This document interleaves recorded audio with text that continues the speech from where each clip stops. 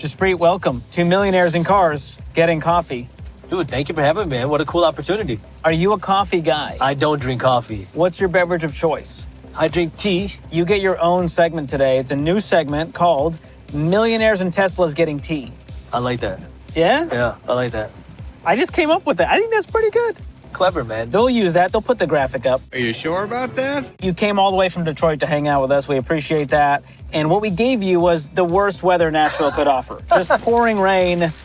But thank you for bearing with us. No, it's all right, man. I'm loving Nashville. It's a very cool city. Thank you for having me, man. It's awesome. So you're on this segment because you are a net worth millionaire. Can you tell us the breakdown of your portfolio, what stands today? So I invest my money in 5 places outside of my own business. Number 1 is real estate, stocks, and then startups, crypto, and then physical gold. And then Oh, wow. the largest one investment would be my own business. I run a company called Briefs Media. So that is my biggest time investment and my biggest money investment. We cover financial news, financial education. We have a free financial newsletter called Market Briefs where we cover what's happening in the markets. We have an educational platform where people can learn things about money management and investing called Briefs Academy. I didn't grow up with a lot of financial education. Like many of us. Like many of us. Which is partially why you started your channel, I imagine. It is. That's a big reason why, because I wish somebody would have told me the things that I talk about. I was studying to be a doctor. My parents really wanted me to be a doctor. And I started reading books about money. Dave Ramsey was actually the second book that I read about money. The first one was Rich Dad, Poor Dad by Robert Kiyosaki. And I'm reading these books and I started talking about this concept of investing and putting your money to work, which was so mind-blowing to me because I had never heard of that before or seen that before. And I started learning about this thing called real estate investing. Again, I didn't know any real estate investors. I didn't know what real estate investing was, but it sounded cool because wealthy people invest in real estate. So here I was 19 years old. Again, this is Metro Detroit. I'm studying to take that test called the MCAT, the Medical College Admission Test. And on my breaks when I'm studying, I started looking at homes for sale. And on August 22nd, 2011, I took my MCAT. And on August 23rd, I closed on my first rental property. Wow. It was a 1,000 square foot condo. It originally sold for $150,000. It went through foreclosure. The banks couldn't sell it. They listed it for $8,400. I bought it for $8,000. No negotiation. way. So now I was 19 years old with a rental property. Oh my gosh. And I leased that out for $600 a month. And that was the beginning of my real estate investing journey. But it was kind of an accident because I didn't go in thinking I'm going to be a real estate investor. It was, these books are talking about this thing. I made so many mistakes when I got started. I mean, so many. I got sued by my first tenant because they said that the bathtub was too slippery when the water was on. So they claimed that they slipped and fell in the I didn't bathtub. know you could sue for that. You can sue anybody for anything. Golly. Well, during the lawsuit, we found out that the guy that slipped, quote unquote slipped, he actually slipped at a friend's barbecue but was trying to get money out of the quote unquote rich landlord. I was a college kid. Luckily, I had insurance.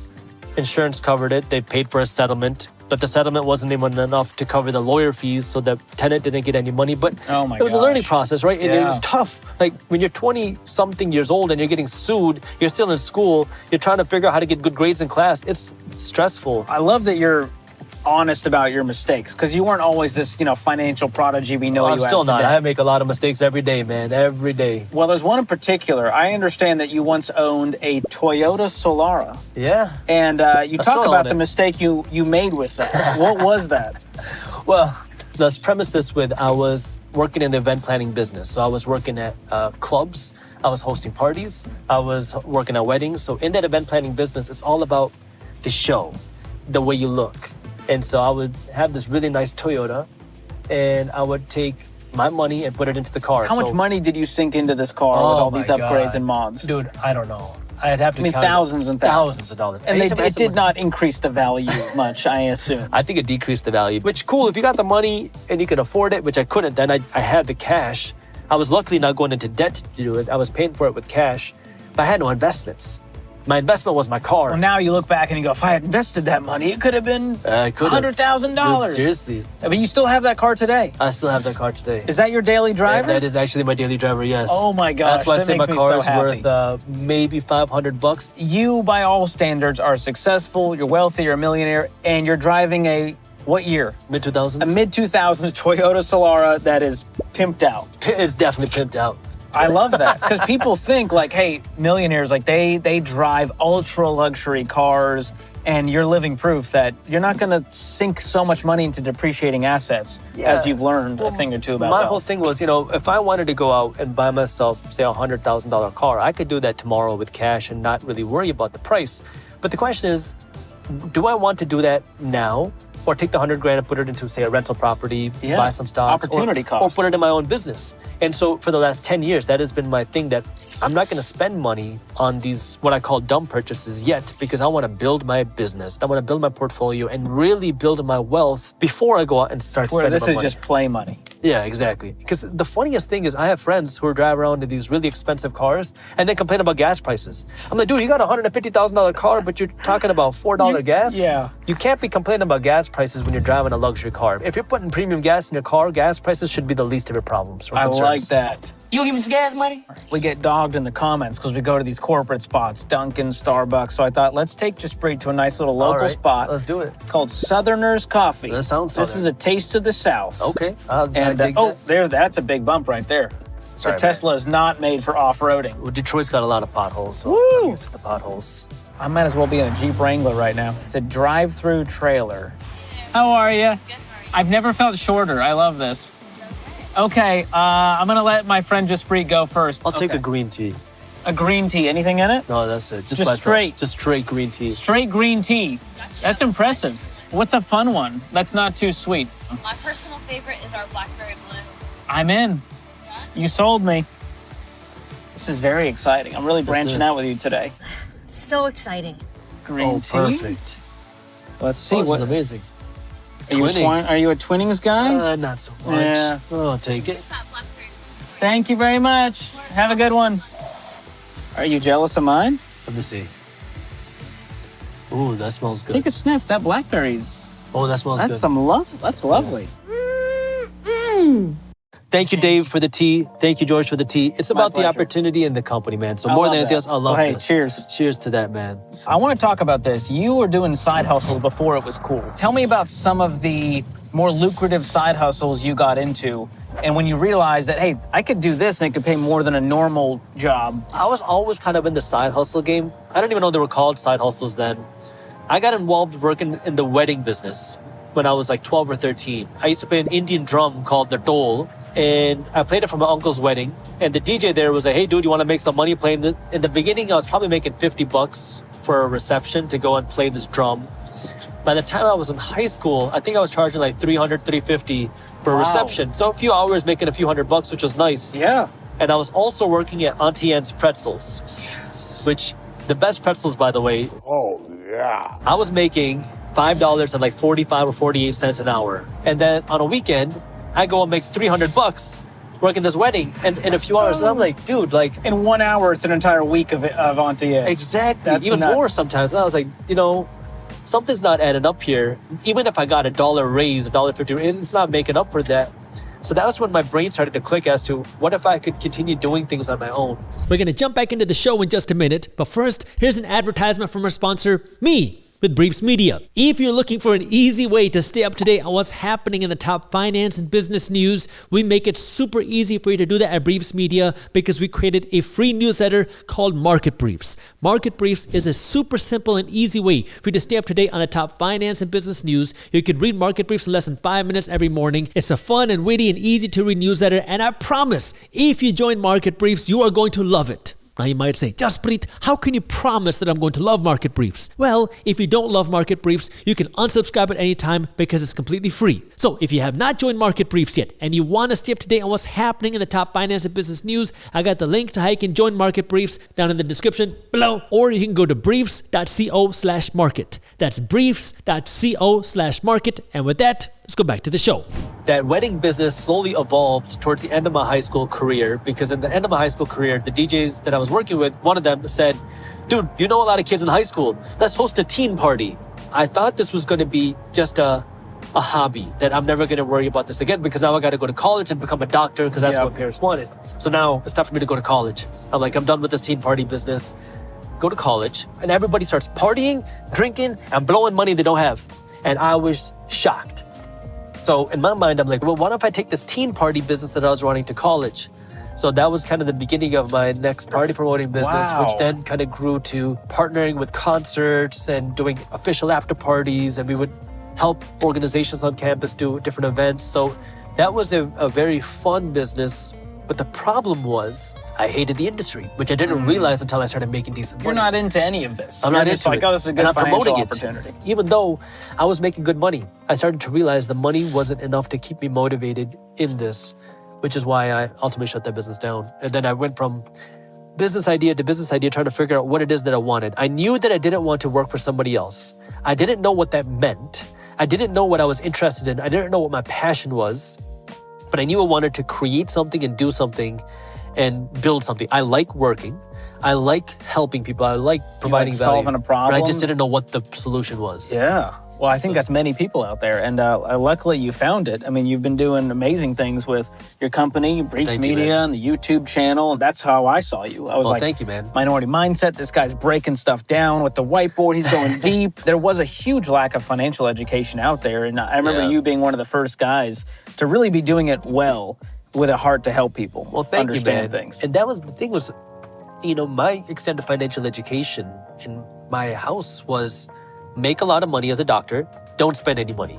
That's it. Like That's the whole plan. that's and I think a lot of immigrants kind of see that where work They to get make a big stuck salary. in that kind of vortex of just like make a lot, don't spend a lot. You're sort of Exactly. this hoarder scarcity mentality. And that's what it was versus there's a lot better ways to use your money. Money only has value if you use it. Money sitting in a bank doesn't really do anything, and you want to be able to enjoy life, right? If you like Starbucks, get Starbucks, but afford it. If you want a Rolls Royce, get a Rolls Royce, but afford it. So my whole thing is, I don't care if you like dumb things. Yeah. Just afford what you want to buy. And Don't that's the prop big up thing your is- lifestyle with money you don't have. And that's the thing is, if you're buying the Gucci, the BMW, the Rolex, before you have any sort of investment portfolio, your priorities are in the wrong place. And this Yeah. is the problem. That's the majority of America is everybody's got the nice stuff, but no one's got the nice assets. No one's got the right investments. And I was understanding I was going down the same route. The first time I had $1,000 in my bank, I bought a nice watch. No one's like, let me put this in an S&P 500 index fund. You're like, let me go buy some stuff. Go buy some stuff. Yeah. Because you can show off your watch better than your Oh S&P my gosh. 500. Well, the index. earlier you understand that, when you're, as you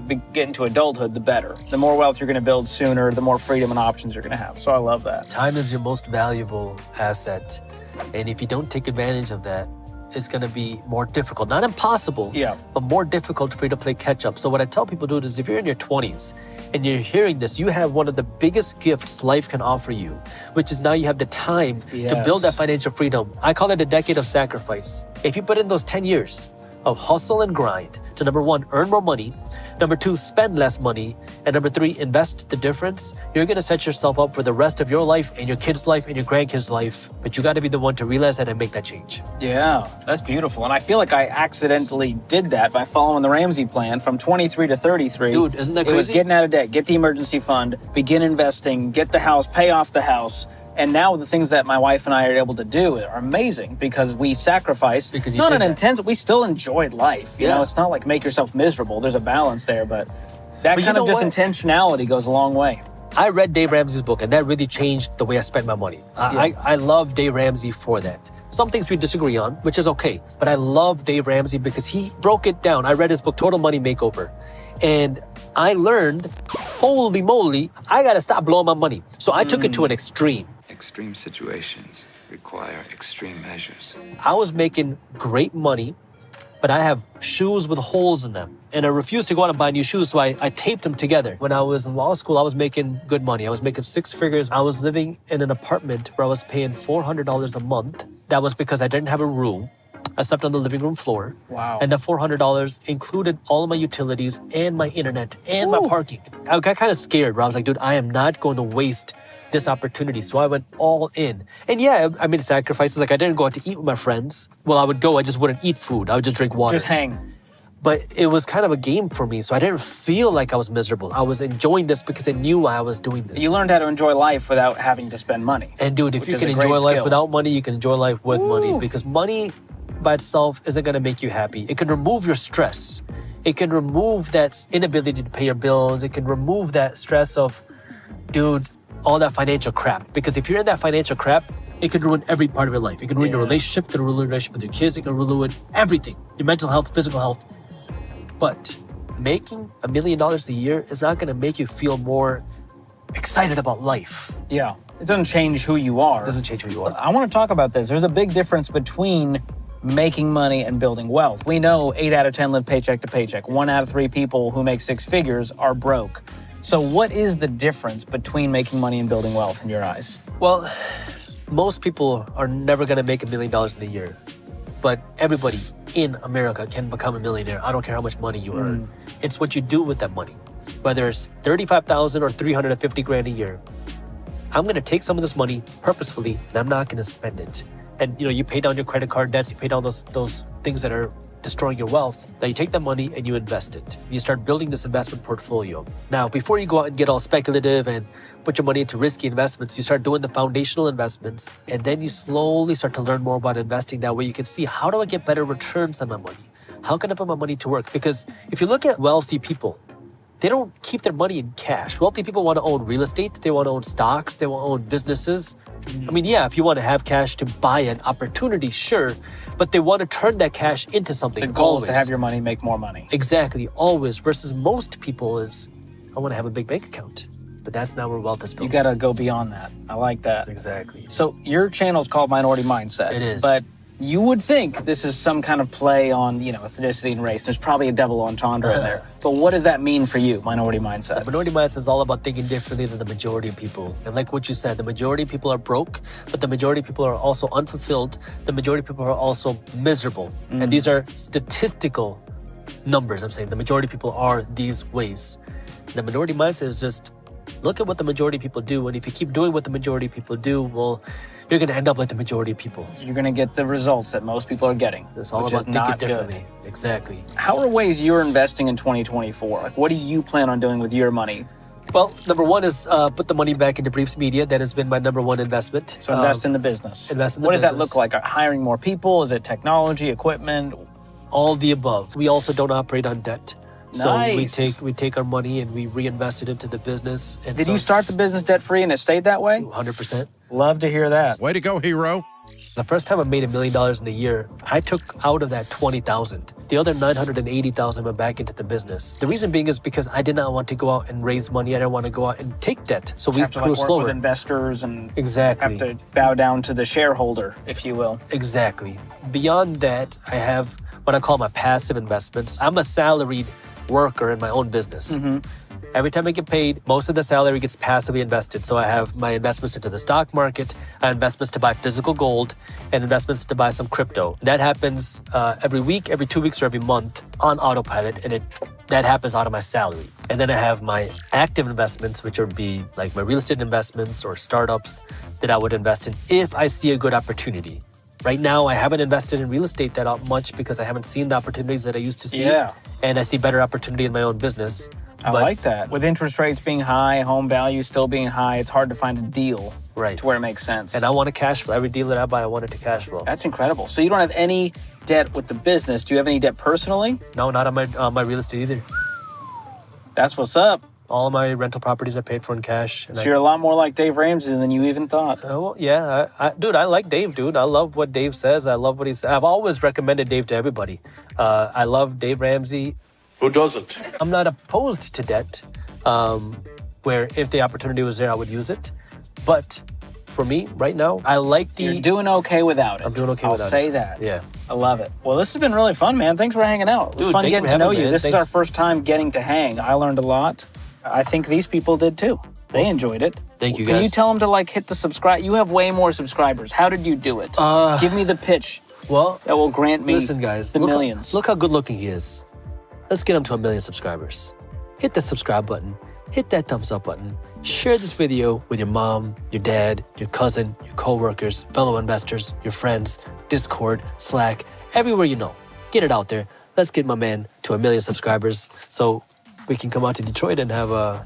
Once I hit 1 million, I'll go to Detroit. That's the rule. And we got to make this sooner rather than later, right? 100%. Well, thank you. I always knew it was the good looks that got him to past 1 million. Well, congrats. You're doing great work, Well, man. thank you, man. Cheers to helping Cheers. people build Appreciate it. wealth and avoid the traps out there. Let's do it. What would you say are some of the worst financial mistakes that Americans are making today that is keeping them broke? And I think I know the first one you're going to say. Oh, man. But Well, truthfully, number one right now in my mind as we take calls is car loans. Car loans. Car loans are killing Americans. And it's the number one video I did on YouTube.